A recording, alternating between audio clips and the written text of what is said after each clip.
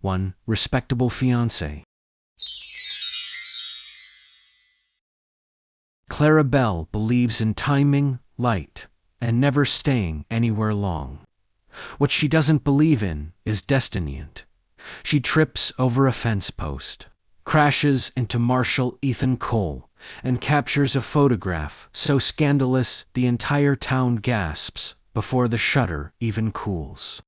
Ethan, upright and painfully proper, goes pale. Clara laughs. The train whistle blows. The damage is done. By sunset, Ethan is summoned by the mayor, the preacher, and 3 concerned widows. "You compromised her," they say. "I fell," Ethan says. "That's how it starts," the preacher replies. Clara is offered 2 choices: leave town immediately, or stay as the marshals intended. She chooses the one that lets her finish her workhand, annoy Ethan daily. They draw rules. No kissing in public, except emergencies. No touching longer than 3 seconds. No falling in love, Clara adds this last one. They shake hands. The town applauds. Ethan borrows his mother's ring. Clara gives an Oscar-worthy performance at the saloon, inventing a proposal involving courage, fate, and a slightly exaggerated bear attack. Ethan watches, stunned. "She's terrifying," he mutters. "And radiant," the bartender replies. They practice smiling.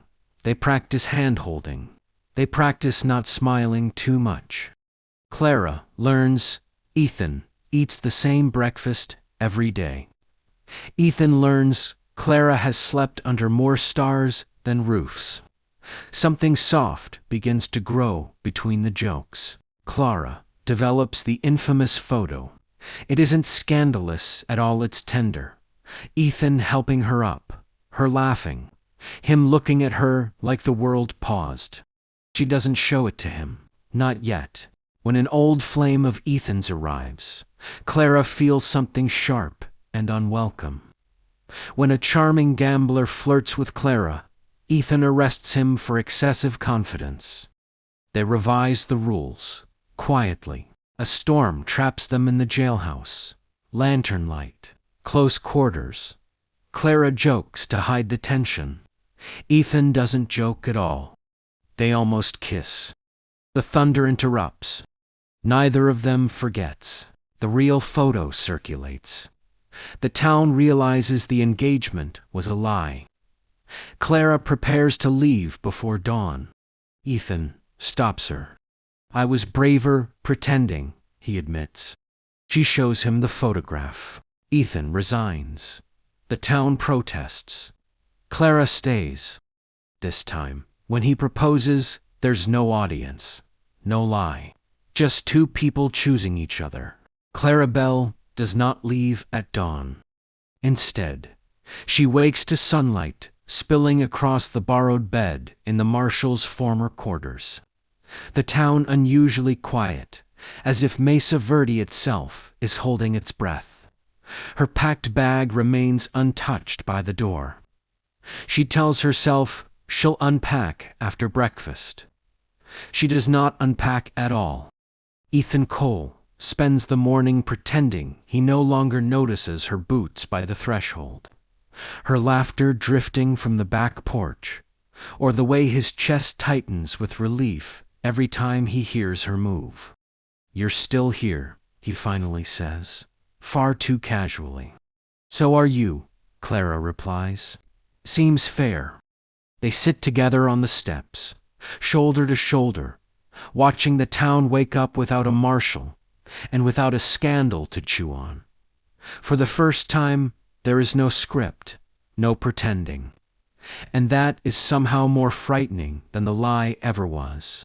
Mesa Verde, unfortunately, does not believe in privacy. By noon, the baker brings bread out of concern. The schoolteacher brings a book on respectable courtships.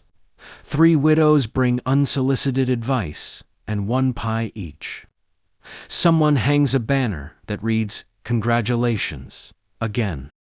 Clara laughs until she cries. Ethan groans until he gives up.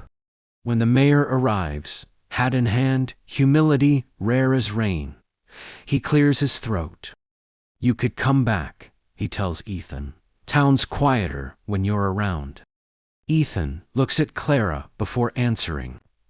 Not for permission, but for truth. "I'm not pretending anymore," he says. "Not for a badge, not for approval." The mayor nods slowly. "Fair enough," he says. "Just thought I'd ask." After he leaves, Clara kisses Ethan on the cheek, quick, impulsive, real. That, she says, was not pretending. Ethan never planned to propose again. He always assumed love was something you got wrong once and paid for forever. But that evening, beneath a sky turning gold and violet, Clara sets up her camera on the ridge outside town. She wants one last photograph of Mesa Verde before moving on, except the idea of moving on feels suddenly impossible. Ethan stands awkwardly in the frame. "I don't know how to do this," he admits. "Good," Clara says. "Neither do I." He doesn't kneel. He doesn't give a speech. He simply holds out the ring, his mother's ring, and says, "I don't need you to stay forever. I just don't want to imagine this place without you in it." Clara's eyes shine. "Well," she says softly, "that's inconvenient. I just built a She says yes, before he finishes, asking, "They expect resistance, gossip, chaos?" Instead, Mesa Verde throws a wedding so enthusiastic it borders on aggressive. The preacher cries. The saloon closes early. Someone releases doves that were absolutely not trained for this moment. Clara wears a simple dress. Ethan wears his old badge knot as a symbol of duty, but of who he was when they met. Their vows are quiet, personal, unremarkable to anyone but them. When they kiss, the crowd cheers as if it has personally succeeded in love. Later, Clara sneaks away with Ethan to take one last photograph, just the two of them, laughing, wind-tousled, entirely unscripted. "This one," she says, "isn't for anyone else." Life settles not into boredom, but into rhythm. Clara opens a small studio. Ethan helps with framing, bookkeeping, and learning how to stand still when photographed. He never quite manages it. They argue about nothing and everything. They dance badly in the kitchen. They choose each other every ordinary day.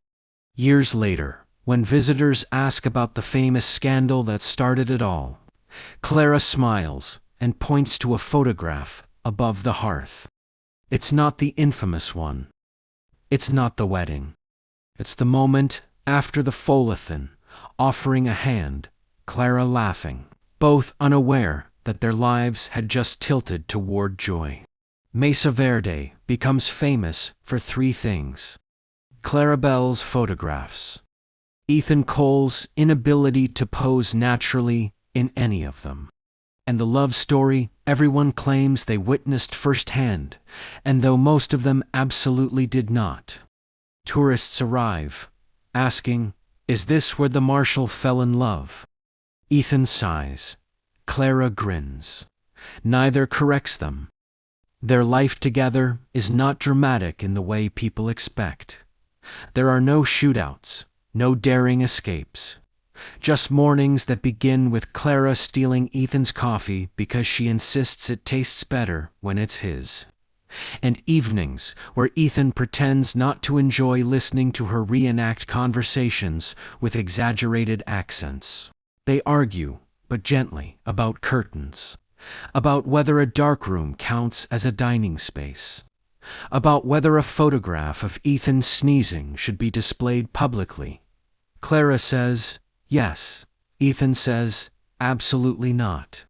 Clara's studio flourishes. People say her pictures feel alive. Ethan says it's because she's finally photographing a place she plans to stay. She pretends not to hear that part. Ethan never wears the badge again, but everyone still listens when he speaks, especially Clara, though she pretends she doesn't when he's being sensible about things like ladders and storms and climbing onto rooftops for the light. Some nights, after the town quiets, Clara pulls out the old infamous photograph, the one that started everything. They sit side by side on the floor, backs against the wall, knees touching. "We were ridiculous," she says fondly. "I was falling," Ethan replies. "So was I," she admits. "I just hadn't noticed yet." On their anniversaries, the town insists on celebrating for them. There are banners, speeches. Someone always tells the story wrong. Clara laughs so hard she cries. Ethan shakes his head, smiling like a man who long ago stopped resisting joy. Years pass, the way good days do, quickly, gently, without announcement. Clara still travels sometimes. Ethan still waits on the porch every time, pretending he isn't counting the minutes.